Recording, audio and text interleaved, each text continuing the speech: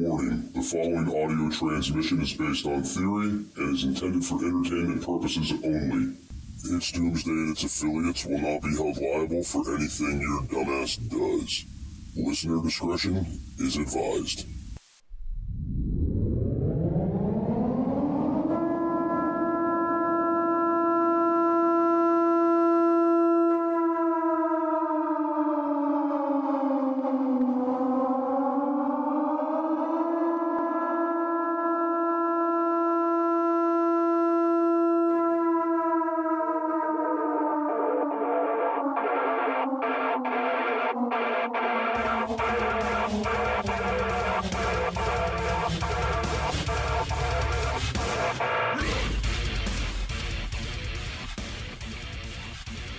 Welcome, everybody, to It's Doomsday podcast. Today is Sunday, June 5th. Time is 18:13, and joining me today is Al, a.k.a. Big Daddy Prep. How you doing, Al?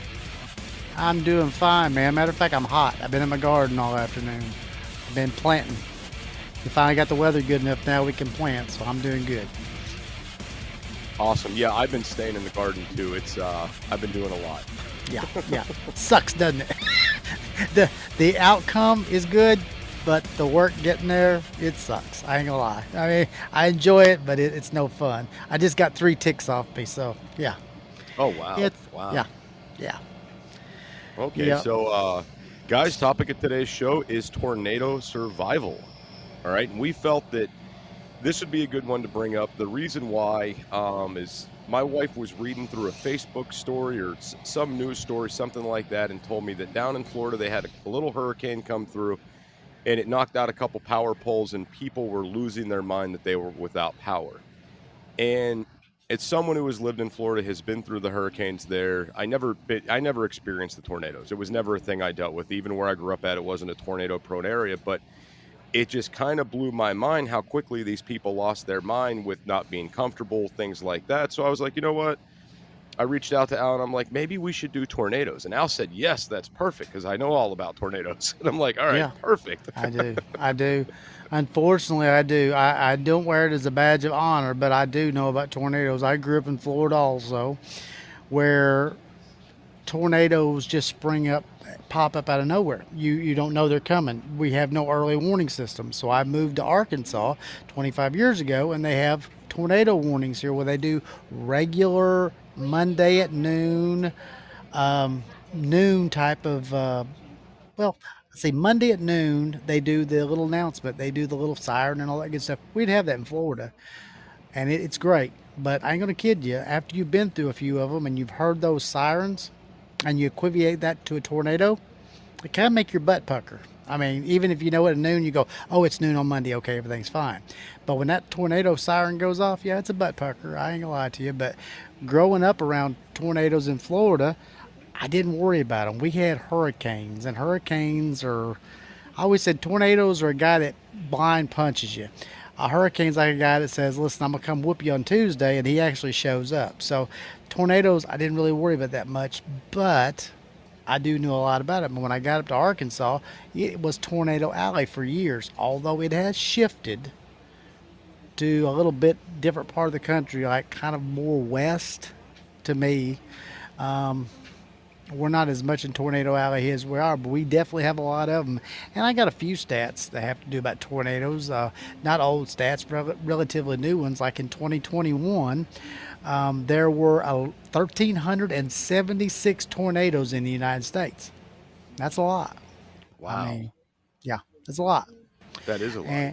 And compared to in 2020, there was 1,075. So we're talking 301 more than in 2020. So they're becoming more prevalent, and they definitely encompass a lot more people than do hurricanes. Hurricanes happen to people on the coast for the most part. Then when they get inland, they break up, and people on the coast have to worry about it. But tornadoes affect the entire country, and there's kind of there's a lot of statistics that you can run that are about tornadoes, but the number one statistic is and I think the main thing I can tell people about tornadoes is you have to be, folks, you can't take these anything but serious. You should always be on your greatest awareness when it comes to tornadoes, because if you're not, you're going to get swept up in something. We just recently had one here that actually was about 30 miles north of us. Now, as the tornado was going through town and tearing it up, we were 30 miles away. We never had the first drop of rain. We had no wind.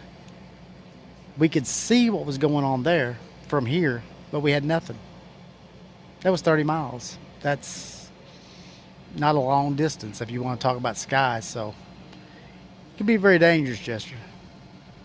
Oh, no. So speaking of that, the National Weather Service says that there are about 80 deaths per year and about 1,500 injuries revolving around the tornadoes. Right. Right. So I think that this is something everybody needs to get on board with taking seriously. And something I wanted to bring up when you talk about when you were in Florida, there was no sirens, things like that. I did want to bring up some of the signs of the tornadoes. The first one I want to bring up is one that I've actually experienced before. I was traveling through Ohio during a tornado, and I actually got to see this. So the sky will turn dark, and it'll have a green tone, like a green tint to it. All right, so that's like one sign. I've never seen that before. I was about 11 years old, and we were traveling down the highway through Ohio, and the whole sky turned almost like a baby poop green. It was wild. Never seen anything like it. The other thing is the obvious, a funnel cloud. Although you guys got to bear in mind, they kind of blend a little bit until they hit the ground. They kind of blend, so the funnel clouds can be hard to see. You can also have really large, dark, low-laying clouds right before or during a tornado. And then another thing is you obviously with a tornado are going to have high winds, but you get high winds with a lot of storms. It's when you have high winds that all of a sudden become calm or totally still. That's another thing. And then I think we've all heard it. If you hear the sound of the train, that's when you got to go hide. It's too late then. Yeah, there's actually a scale that has to do with this. It's the Fujita scale of tornadoes, and it goes to F1 through F5. And a F0 is a 40 to 72 mile per hour wind. So that's basically the Weather Service. That's not a tornado. F1 is like 73 to 112 mile an hour. F2 is 113 to 157 mile an hour winds. Now we're talking about mile an hour winds here. You know how heavy this could be. And F3 is 158 miles per hour to 207. And F4 is 208 to 260 mile per hour. And an F5, well, it's everything over that. So when people say, oh, we only had an F3, we didn't have an F5, you still had up to 200 mile an hour winds. Have you ever gone 200 miles an hour? I mean, it's considerable, and it's also very, very dangerous. Not just deadly, it can be dangerous. A lot of people are injured that don't necessarily die in tornadoes, and lots of property loss. But the number of tornadoes in 2021 and related deaths, actually May of 2021 was the worst. It was 289 deaths in the United States in 21 in May of 2021. So anywhere from March pretty much to August, there's a very bad situation going there. But we do have rare ones that happened in December, and December of 2021 was very prevalent for having storms too, and they had a 202 tornadoes that they can definitely say happened, with 87 deaths in the month of December of 2021. That's a lot. Oh yeah, it absolutely is. And since you brought up the scale on these, how they rate them with the F rating, something I want the listeners to understand is, even if it's a low F rating, that doesn't mean it should be taken any less seriously. Okay, that doesn't mean anything. If there's a tornado coming, if you're being warned about it, you need to take this seriously, even if it's a low F rating. Right. It's still no joke. Hey preppers, do you want 10% off survival food? Go to www.readywise.com and use code DOOM10 at checkout for 10% off all your survival food needs. Again, that's code DOOM10 at checkout at readywise.com, DOOM10 for 10% off at readywise.com. Right. It's not a play game because the number one costliest U.S. catastrophe in tornadoes happened in August 8th through the 12th in 2020. That little area there, okay? That was what included also areas of Iowa, Illinois, uh, Indiana, Kansas, Missouri, Minnesota, Missouri. Let's see. I got it was Ohio, South Dakota, Wisconsin, Pennsylvania. Yep, they were involved in these storms that brewed up. So it doesn't make a difference what part of the country, and you can be affected by this. And you don't have to specifically be in the South or in the Midwest. It can happen anywhere. So I mean, it actually happens in New York, California. They blow up. Cody Kane just had tornado warnings in his area with clear skies not 30 days ago, and he told me in the mountains he never has ever heard of a tornado warning, but he had it. So it can be quite deadly, Jester, very deadly. But you just have to take certain risks and try to mitigate your risk by having certain precautions. If you can have a storm shelter or a good sturdy area that you know, like a storm shelter, like a safe room, you've definitely got ahead of the game. But there's a lot of things that you can do. You can go inside a basement or inside a room that doesn't have windows on the lowest floor, like a bathroom, a closet, a center hallway. If possible, avoid sheltering in any room with windows. And for added protection, get under something sturdy, like a heavy table or a workbench. And this is to keep things from crashing down upon you. Doesn't mean it's necessarily going to mitigate all the damages, but you're giving yourself a leg up. Um, a lot of people in areas that don't have a lot of tornadoes, they don't buy shelters. Let's just face it. It's sort of like buying a life jacket in the middle of the desert. A lot of people don't have them, but there are still floods that happen there, just like there's tornadoes every place. So if you have the ability to go have a safe room or have a shelter, invest in one, because the one time that you don't have one might be the one time that saves your life. If you do have it. So Al, one thing I did really, really want to get into, and it wasn't something I even thought about till I did my research on some things, but there's very little talk out there about what to do if you're in an apartment complex and there's a tornado, if you're in a high-rise building, if there's a tornado, or if you're like in a hotel and you're on vacation and one hits. What do you do when you're within these structures? And I think that that's something a lot of people don't think about. They're going on vacation. They feel secure within their apartment. They're just not prepared for it, right? Right. So let's get into the basics of this really quick. Okay. Because I definitely want to run through this because I feel this is very, very important. So if you're in one of these higher structures, apartment building, hotel, high-rise building, you need to get to the lowest level that you can. That's number one.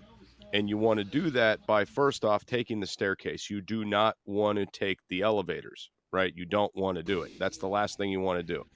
Take the staircases. These are typically going to be windowless rooms, No. all right, where the staircases are. I'm sorry, I'll go ahead. No, I was just saying, definitely do not take the elevator. Definitely do not take the elevator for sure.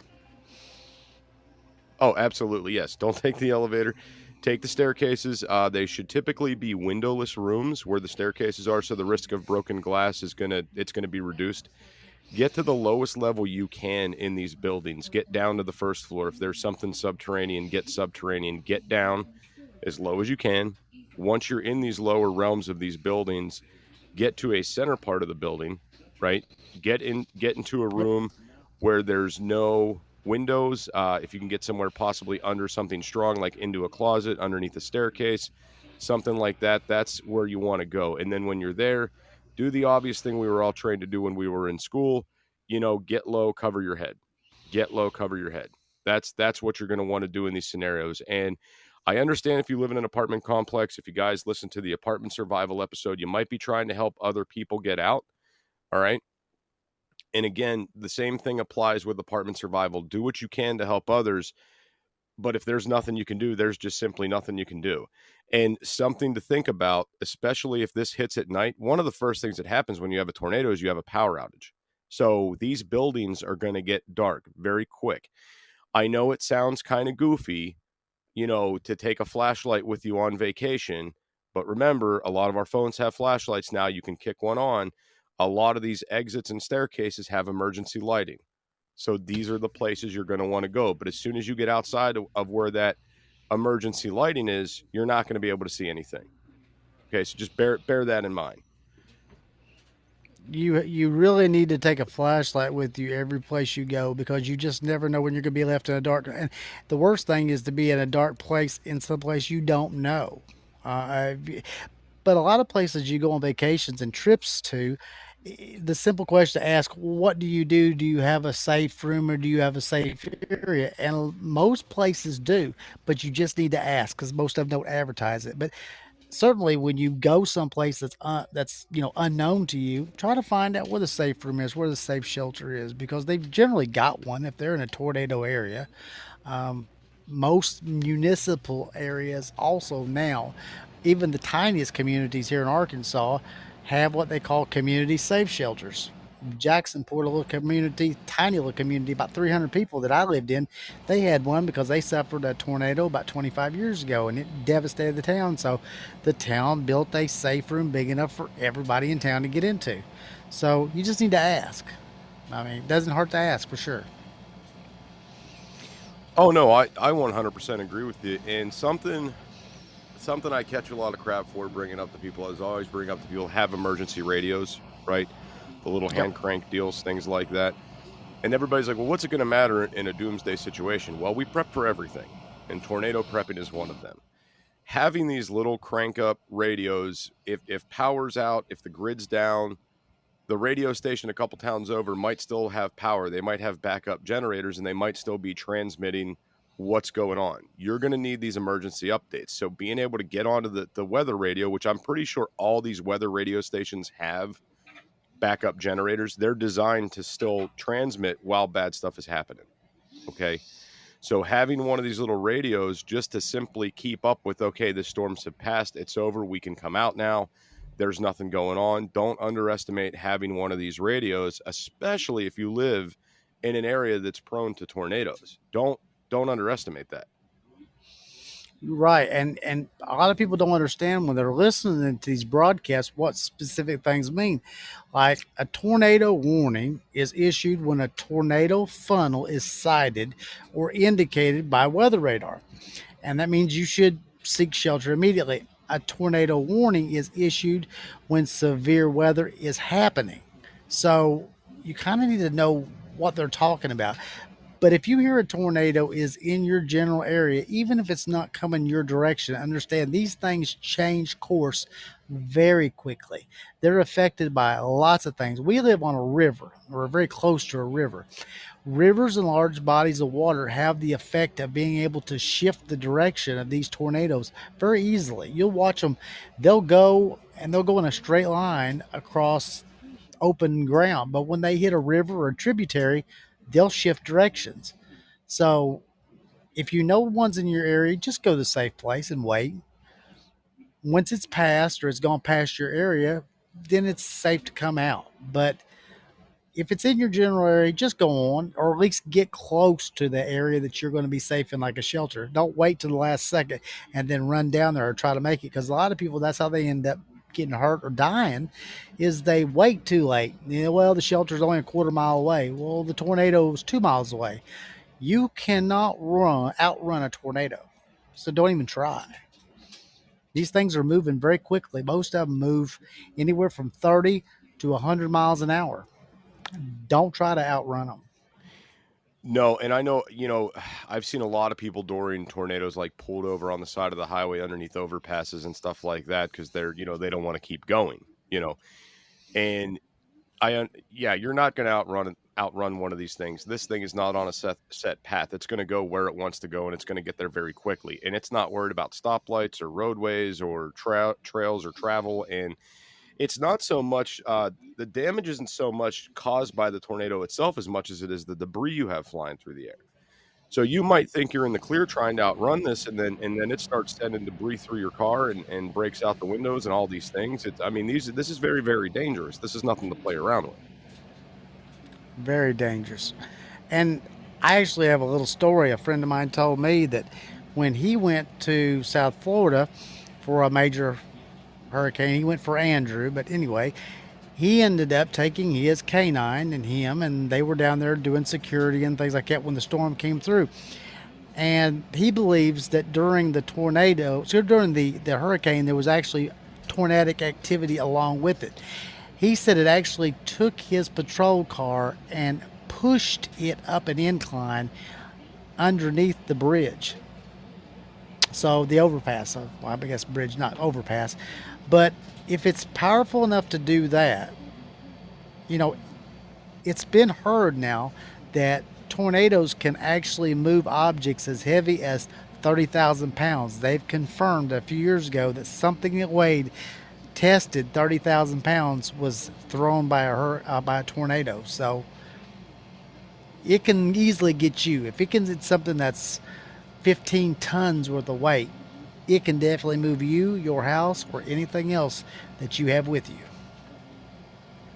Oh, absolutely. And I remember hearing a story when I was a kid. I don't know if it was true or not, that there was a train that got railed by a tornado. A train got derailed by a tornado.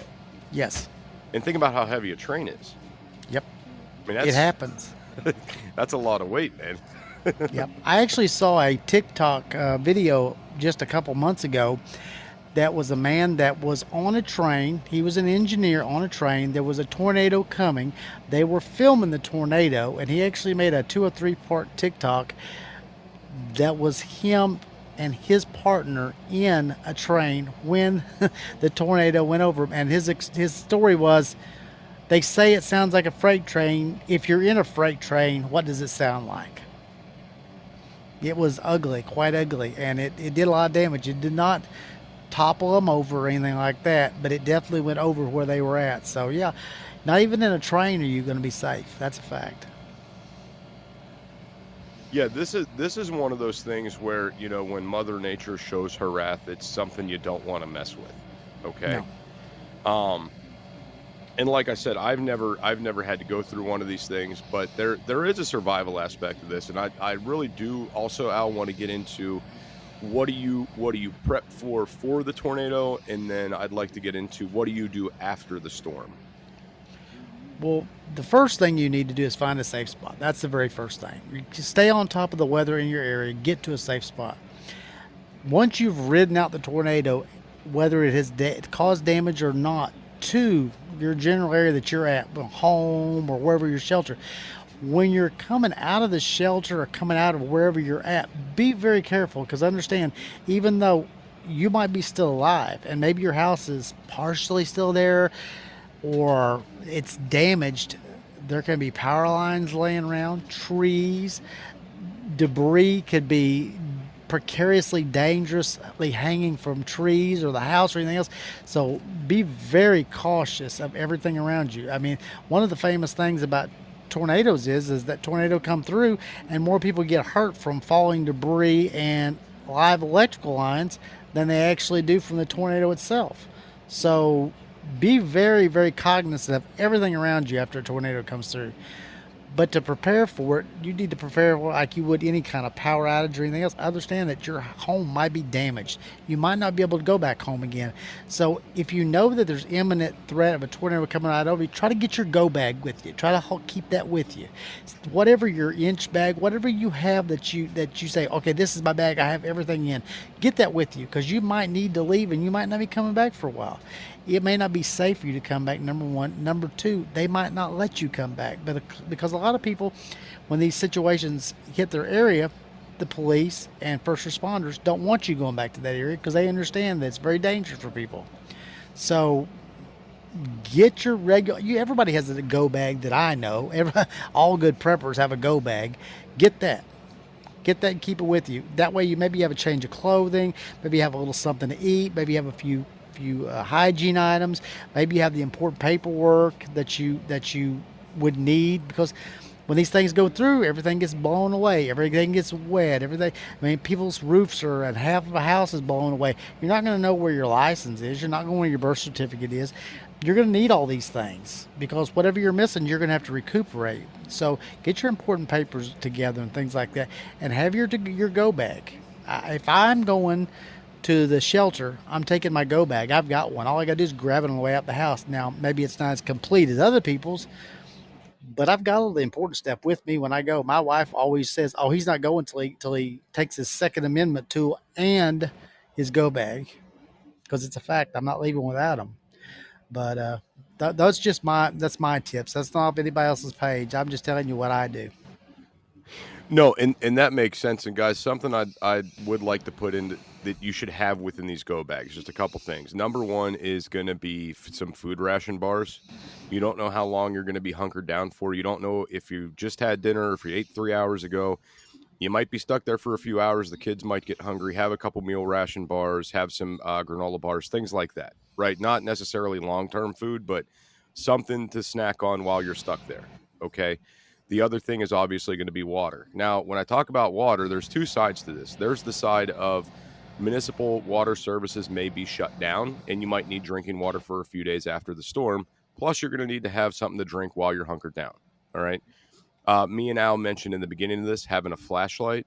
Obviously, do that. Have a weather radio. Obviously, do that. Do keep on you a small first aid kit in that bag. You don't know if you're going to get scraped up, cut while you're trying to run, this, that, the other. You can incur injury trying to get somewhere quick to get away from danger. So that's a very big thing. Have your first aid kit. Also, being hunkered down in these areas, the kids are going to get bored. You're going to get bored. Bring something to occupy yourself. You might be in there for an hour, or you might be there for a while. So it's not going to hurt to have, something to keep the kids occupied, right? Bring some glow sticks for them to play with while you guys are hunkered down. Maybe bring a book to read to the kids, something. Okay. After the storm, this is something to take into consideration. Depending on power outage, your food in your fridge could more than likely be bad. You might not be able to get out right away to go to the grocery store, do things like this. Having a bunch of canned goods on the shelf to be able to still feed the family after the event is going to be a very good thing to do. Okay. Same thing goes back to the water. You might not have clean drinking water for a little while, so having that water is a big deal. And, we talk about no electric. Having a solar generator, having some backup power source is going to be good. Something I really, really want to stress to you guys, if a tornado has just come through and it's hit your house and there has been damage done to it, unless you're a licensed contractor, unless you're an engineer, unless you're one of these guys that's been doing this for years, the average person is not going to know whether that building's structurally sound or not. Okay, you're not going to know if it's safe to go in there or not. So you're going to want to avoid reoccupying these structures that have been damaged. You don't want to live through the hurricane and then get killed because the house collapses. All right. Absolutely right. I mean, understand that these storms can move. I've literally seen houses moved 6, 8, 12 inches off their foundations, houses that weren't even damaged hardly by the winds. I mean, just the straight line winds can move a house. That's a major, major no no right there. So, certainly don't try to fix any of this yourself. I always say carry insurance. If you don't care for anything else, carry insurance for your home because you just never know when these things are going to happen. And don't try to fix it yourself. Get a professional and in your go bag, you should keep the numbers. You could do this now because it's not a tornado imminent on you right now. So get the numbers of the areas that you need to call. Maybe your 12 emergency backup numbers that you need to have. Maybe your insurance agent. Maybe you need to have that number in there with your card, your insurance card, and how so you can make a claim. Those kind of things like that. Family photos that you can't replace. Maybe have a copy of those or have them easily accessible so you can have, and your papers, marriage certificate, birth certificates, things like that. Maybe you just keep copies other place, but keep the originals to take with you. So just you have to prep and plan ahead of time. You've got plenty of time. The tornado's not bearing down on you right now. These are the type of situations that we can prep and plan for ahead of time. But when they get here, it's too late.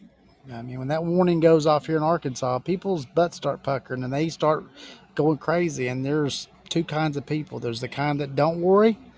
They're like me. They're just calm and cool about it. I don't get upset about it. Doesn't I mean I can't stop it on my own. And then the kind that go absolutely crazy because of storms, and they're the ones that scare me the most because they're liable to get killed on the way to the storm shelter. They get one sided. Don't get like that. Just be calm and be deliberate about your actions.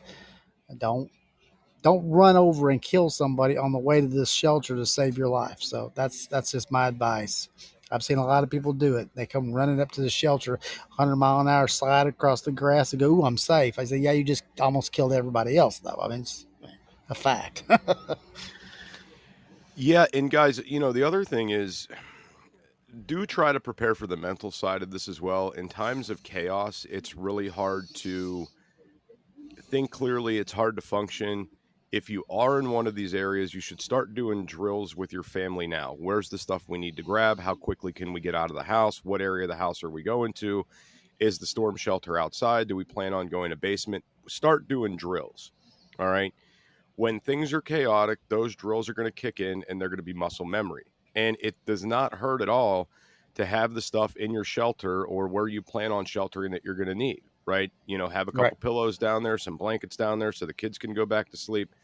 Um, Having a case of water already there, like have some of the stuff already there in the place you plan to go.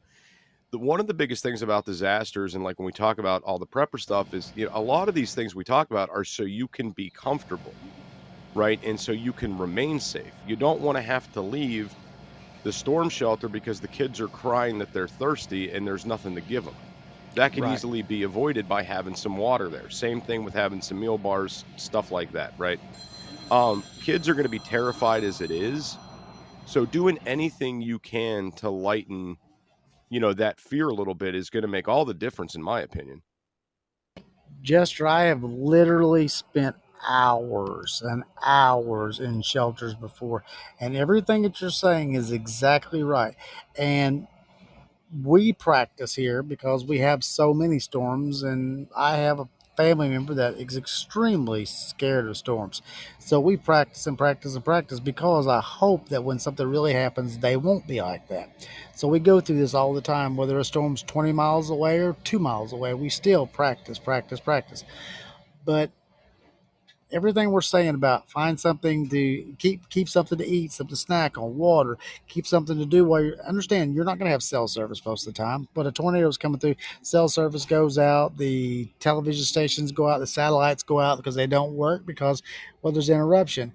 You're not going to be able to keep up with things. So weather radio, snacks, coloring books, etch a sketch, whatever, checkers, chess, something low tech that doesn't require any power and all that other jazz to keep kids busy and keep yourself busy.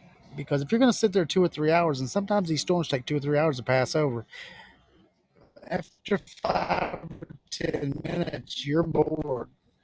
When can we go? I hear that 1,000 times when you're in shift. Where can we go? We're going to go whenever we're not going to die. Okay, so sit down, relax. So do these things ahead of time. Get these things prepped and planned, and have a. If no one else in your family or in your circle has things together, you be the one to have it together. You be the one that thinks. People always say that about me. They say, "Well, you've always got everything. You would think all that stuff." No, I don't. But I just see what y'all are going to need, so I go ahead and get it because I don't want you to go crazy when the time gets there. Do these things ahead of time. I can't implore you to do that if you're in a tornado area. And if there's not been a tornado in your area in the last 20 years, does not mean there can't be one tomorrow. I hear people say all the time, we don't have them here. Okay, you don't have one until you actually have one. Then you've got them. There you go. So be prepared. Hey preppers, do you want 10% off survival food? Go to www.readywise.com and use code DOOM10 at checkout for 10% off all your survival food needs. Again, that's code DOOM10 at checkout at readywise.com, DOOM10 for 10% off at readywise.com.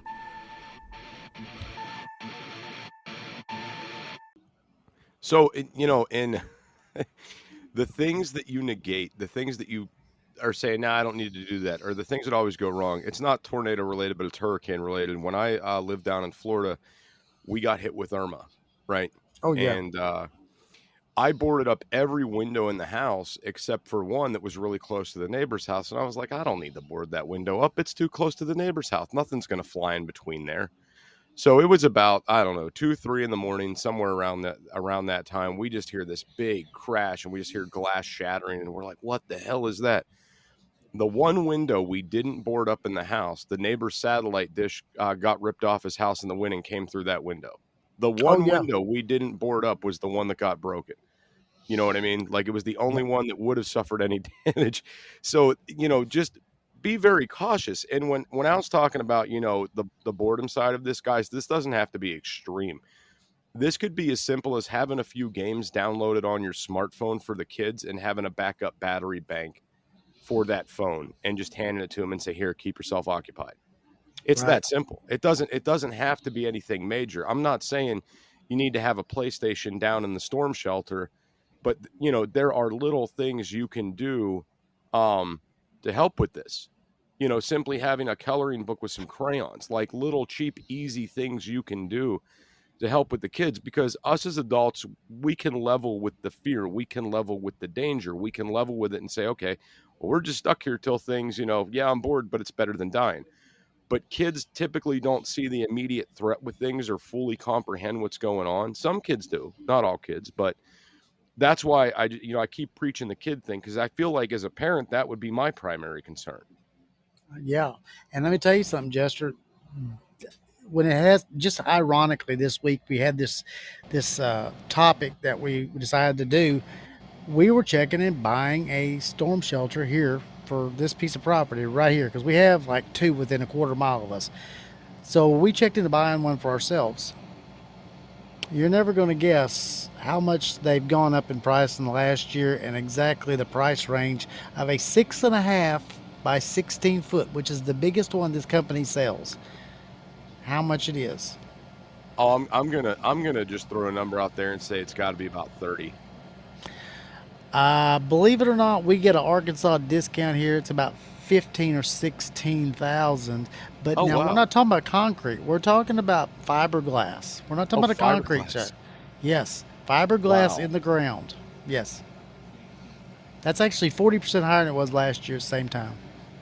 Wow, that's wild for fiberglass. I was expecting it to Fiberglass. be steel. That's No what. Oh, sir, no okay. sir. Fiberglass. If you want steel, you're looking at 30 to 40 grand, and possibly as far out as 6 months to a year where they're getting now with the fiberglass. You can get them in. You can have it installed. I could probably have one installed in 30 days with fiberglass. Gotcha.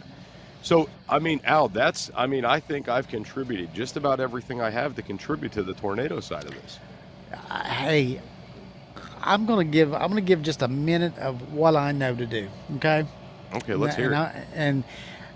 don't wait for the storm to get there to start planning. Act as if you have some um, you have a storm imminent on you right now. Just act as if that.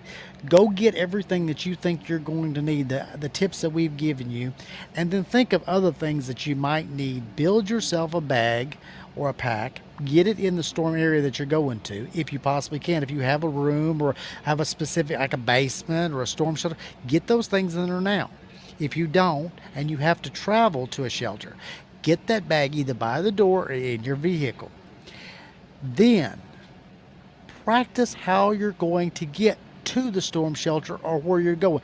Don't wait till the last second to go, okay, which room is the best room? Which one's got the load bearing wall? Okay, which one's the room without any windows in it? Don't wait until then. Do this now. That's the reason why we're having this show, because it's the beginning of that season, folks. These storms can go wherever. We had one start here in Arkansas, just a little southwest of where I live at now, and it went all the way through three, almost four states last year and killed a bunch of people.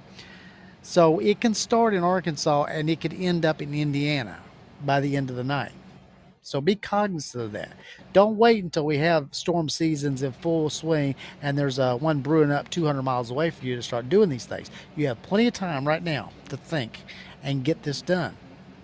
So if you're the person that's a prepper, the planner, you're probably the person that's listening to this podcast. If you're the one in your family or in your circle that does that, get these things together and do people on a dry run. You don't have to necessarily tell them what they're doing. You can just say, hey, let's all go this. Let's go check out this storm shelter. Okay, what do we need? You can get people ready without going through a drill, because a lot of people don't like to do a drill. They just go, oh, I don't want to do all that. Okay, well, let's just go see where the storm shelter is. Well, let's go. Well, okay, what do we need to take? And walk them through like that the first time. Then when the actual bad situation comes, they'll already know because you've kind of walked them through it a little bit. But your time that you're spending right now prepping, planning, and learning could be the difference in whether or not you and your family make it out of a storm. And then if they have bad habits, like, okay, the storm's over, I can get out and go watch TV or do whatever. No, hold on a minute. You need to be careful because up down power lines or just that. School them. Tell them. Don't let them walk out there, walk on that live power line. You know better now. You've heard this. You know better. So don't let that happen. That's just a few tips I have. But find your safe places now. Get your safe gear together now. Don't wait till the last second. Oh, Al, I 100% agree with that. I mean, when I was a kid, we did tornado drills in school. I think every month or two, and we weren't even in an area that was really prone to get tornadoes. I think the whole time I lived there, we had one actual situation that was serious, and we actually had to take it serious. We did the drill for real that time. And then there was another time where we had a tornado rip through the northern Appalachian Mountains, which was an area that never got hit with tornadoes before. Yep. So, yeah, I mean, definitely be aware of these. Before we get out of here, there is something I do want to address. I saw a review from somebody on Apple Podcast, and they said the show's great, love the show. I wish you guys could do something about the audio, though, because sometimes it's a little rough. It's sometimes hard to hear out, back and forth, blah, blah, blah. To that listener out there, we appreciate you listening. I got to tell you, me and Al do these shows remote. We are not in the same room. So the internet plays a big factor in our audio quality. Sometimes things are purely just out of our control, right? Oh, yeah. We wish we had better audio at times. Yeah, we definitely do. Definitely. Yeah, we are not together in a studio doing this with mixers, with leveling, there's nothing we can do about it. If the internet's being goofy, the internet's being goofy. Me and Al are miles and hundreds of miles apart doing the show together. So it's one of those situations, guys. It just is what it is. Maybe one day it'll get better, but for now it's going to kind of remain this way.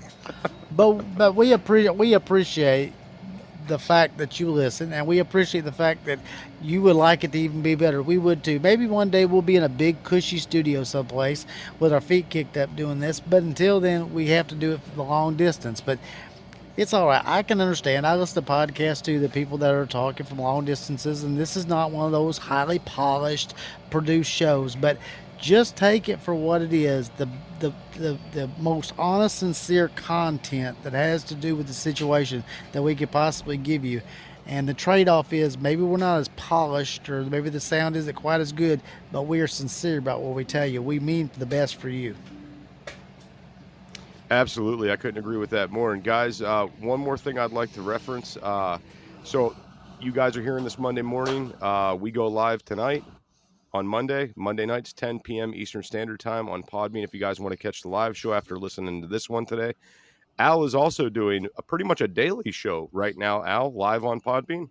Yeah, we're probably going to go to more like a Tuesday, Wednesday type of format because of other shows that are the evening time on Podbean. We don't want to step on toes of other creators that are out there, and Tuesday and Wednesday nights are kind of open, so we just kind of do a news show, just a little non-mainstream media news show, but we don't want to step on anybody's toes. There's a lot of good creators out there, and we encourage you to go listen to them. But we're probably going to go to Tuesday, Wednesday nights, but we definitely do Friday, Saturday, and Sunday evenings. Usually a topic-based show. Gotcha. And for those of you guys that are trying to find that on Podbean, it is called the Big Daddy Al's Podcast on Podbean. Yes, sir.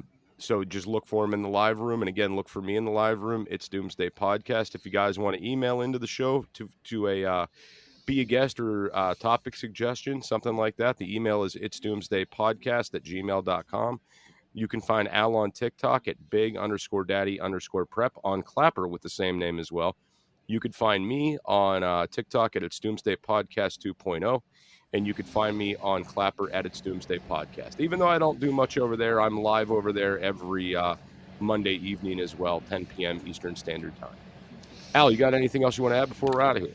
We just want everybody to be as safe and be as prepared as could be. So listen, and maybe we can learn something and drop those cards and letters, because we love hearing from you. Suggestions and whatever. Absolutely. I couldn't agree more. And with that being said, guys, we are out of there. I hope you have a great rest of your day wherever you're listening from.